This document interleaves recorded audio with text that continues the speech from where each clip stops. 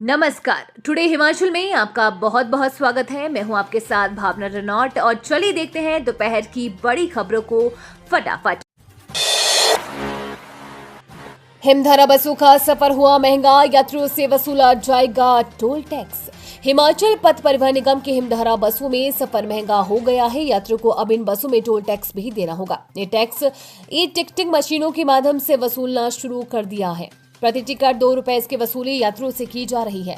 इसी माह से इसे लागू कर दिया गया है। इससे यात्रियों पर अतिरिक्त बोझ पड़ेगा। वॉल्वो के बाद जल्द ही साधारण बसों में भी टोल टैक्स वसूली शुरू करने की तैयारी की जा रही है।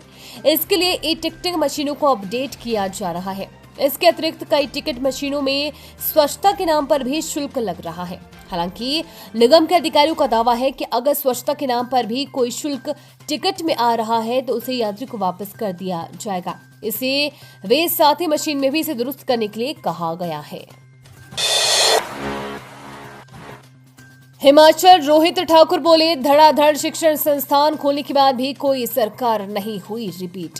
शिक्षा मंत्री रोहित ठाकुर ने कहा कि प्रदेश में धड़ाधड़ शिक्षण संस्थान खोलने के बाद भी कोई सरकार रिपीट नहीं हुई है।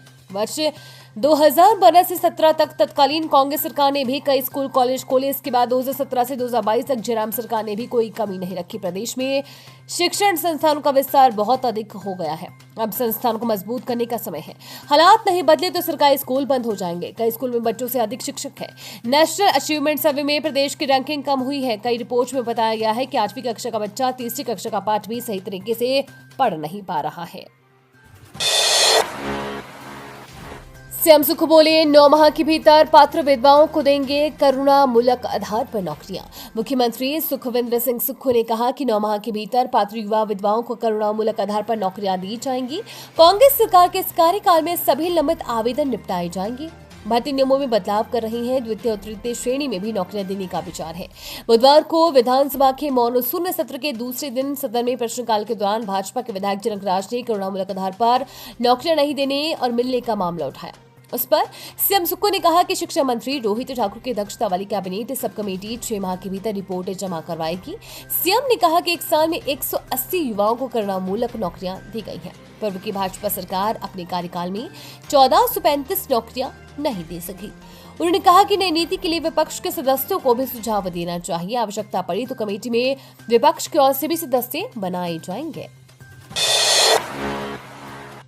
हिमाचल प्रदेश में आज भी बारिश का येलो अलर्ट। कल से बारिश का दौर थमने का पूर्वानुमान। प्रदेश में बारिश के चलते भूस्खलन से निगुलसरी में रामपुर किन्नौर NH5 ठप हो गया है। सुरन मीनस मार्ग पर भी 13 घंटे बंद रहा। राजधानी शिमला में मंगलवार रात को भारी बारिश से 3 पेड़ गिरे। कुछ क्षेत्रों में डंगे ढहे और भवनों को भी नुकसान हुआ है। बुधवार को शिमला में 2, डलहौजी में 4, मंडी में 1, कल्पा में 2 मिलीमीटर बारिश दर्ज हुई है। प्रदेश के अनेक क्षेत्रों में मौसम साफ रहा। हिमाचल में वीरवार को भी बारिश का येलो अलर्ट जारी हुआ। शुक्रवार से बारिश का दौर थमने का पूर्वानुमान है।